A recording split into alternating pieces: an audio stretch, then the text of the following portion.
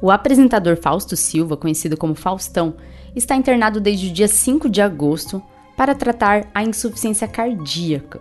No último fim de semana, a equipe médica que cuida do Faustão afirmou que houve uma piora no quadro clínico dele, e então Faustão foi incluído na lista de transplantes do SUS. Lista do SUS? Por que um transplante de órgão é feito a partir de uma lista do SUS? Como é, afinal, realizado um transplante? Escuta a ciência. Olá, eu sou Letícia Sarturi, sou mestre em imunologia e doutora em biociências e fisiopatologia. E esse é o Escuta a Ciência. Falar de transplante de órgãos é bem complexo, mas eu vou tentar simplificar o assunto e responder as dúvidas mais comuns sobre isso. Primeiro, antes de eu falar por que a lista de transplantes é pelo SUS e não há lista na rede particular, é importante que você entenda algumas coisas. Vamos lá? Bora! O que é um transplante? O transplante é um procedimento cirúrgico que consiste na reposição de um órgão, seja coração, pulmão, rim, pâncreas, fígado, ou um tecido, seja medula óssea, ossos, córneas, para uma pessoa doente, o receptor.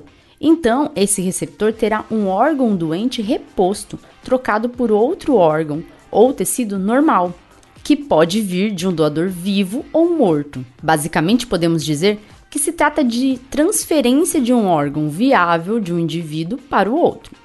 Esse órgão tem que estar viável, ou seja, em condições saudáveis, funcionando bonitinho. Hoje, o foco não é falar de imunologia de transplante. Hoje não, pô. Agora amanhã? Vixe! E por que eu falaria, né? Por quê? Porque quando você faz o transplante de um órgão, o receptor desse órgão pode rejeitar o transplante. Rejeitar, que eu tô falando, significa que o corpo rejeita, e se o corpo rejeita, quem está fazendo isso é o seu sistema imune. O sistema imune é um sistema que reconhece o que é próprio e diferencia do que é estranho ao organismo. E na presença de algo estranho, seu sistema imune reage. Reage, bota um não começa essa palhaçada não.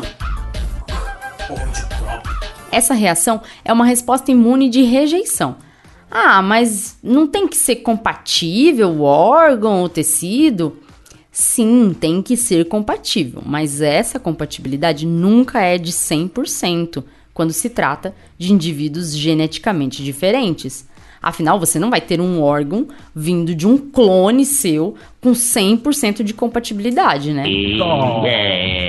Sim, é isso aí, tá ligado? Todo transplante está sujeito à rejeição e tem toda uma questão imune envolvida nisso. A rejeição pode levar à destruição do órgão recebido e, por isso, pacientes transplantados fazem uso de imunossupressores.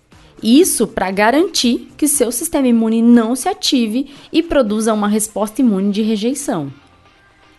Em um próximo episódio, prometo falar sobre a resposta imune aos transplantes e sobre a compatibilidade. Aqui a gente vai se deter a falar sobre como funciona a rede de transplante no Brasil. O Brasil tem um Sistema Nacional de Transplantes, cuja função de órgão central é exercida pelo Ministério da Saúde, por meio da Coordenação Geral do Sistema Nacional de Transplantes. Ou seja, é pelo SUS, gente. Então, a Coordenação Geral do Sistema Nacional de Transplantes é responsável pela regulamentação, controle e monitoramento do processo de doação e transplantes realizados no país, com o objetivo de desenvolver o processo de doação, captação e distribuição de órgãos, tecidos e células-tronco hematopoéticas para fins terapêuticos. Para garantir isso, a Coordenação Geral do Sistema Nacional de Transplantes realiza ações de gestão política, de promoção da doação, de logística, de autorização e renovação de equipes e hospitais para a realização de transplantes, mas também de laboratórios de histocompatibilidade e imunogenética e também de bancos de tecidos. Cabe também à coordenação desse sistema definir o financiamento e elaborar portarias que regulamentam todo o processo, desde a captação de órgãos até o acompanhamento dos pacientes transplantados. E olha só, o Brasil possui o maior programa público de transplante de órgãos, tecidos e células do mundo. Brasil!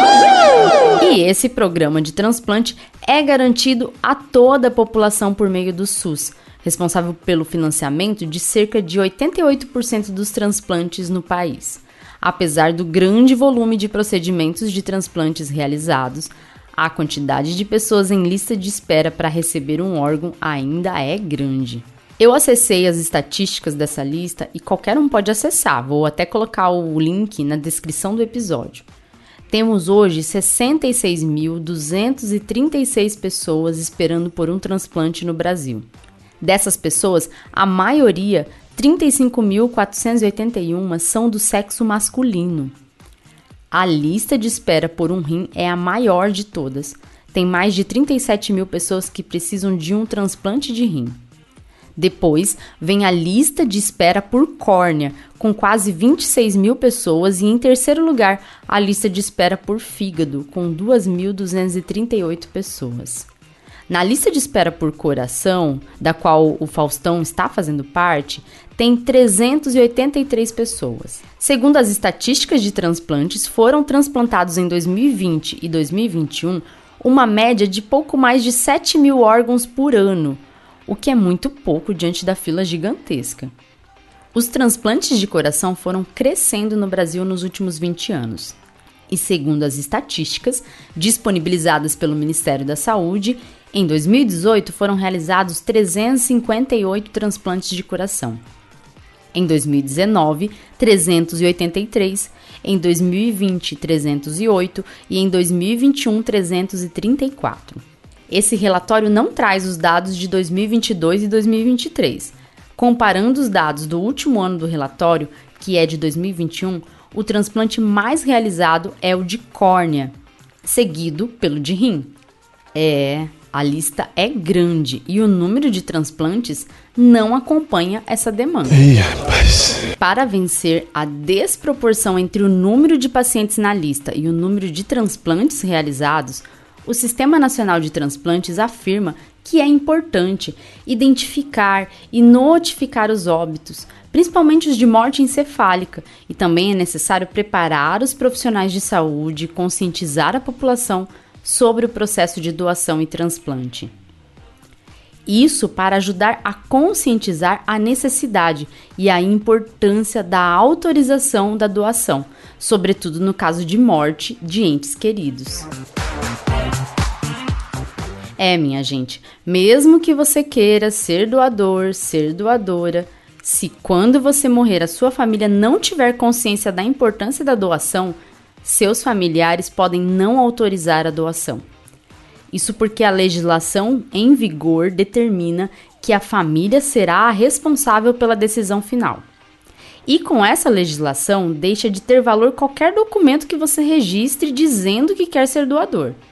Sua família vai decidir, não tendo mais valor a informação de doador ou não doador de órgãos registrada no seu documento de identidade. Vamos falar para a família para ser doador, gente. Afinal, esse corpinho seu aí merece continuar vivendo em outra pessoa, pelo menos uns órgãos dele. E as pessoas que precisam de órgãos estão vivas e querem e estão lutando para continuarem vivas. Mas e se eu tiver dinheiro para pagar por um transplante? Por que eu tenho que fazer isso pelo SUS? Sério, parece absurdo, mas tem gente que pensa assim. Vamos raciocinar um pouquinho. É justo isso numa sociedade?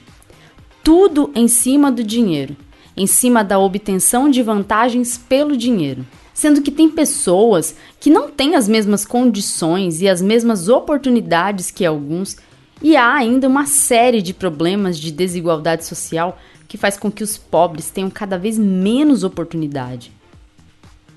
A sociedade já é assim. Quem tem dinheiro tem uma vida melhor.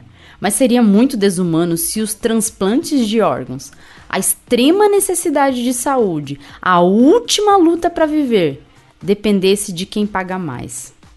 Imagina só se bastasse pagar para você conseguir um órgão. Você acha mesmo que não haveria um mercado de órgãos, fazendo com que a disponibilidade de órgãos pelo SUS fosse menor ainda?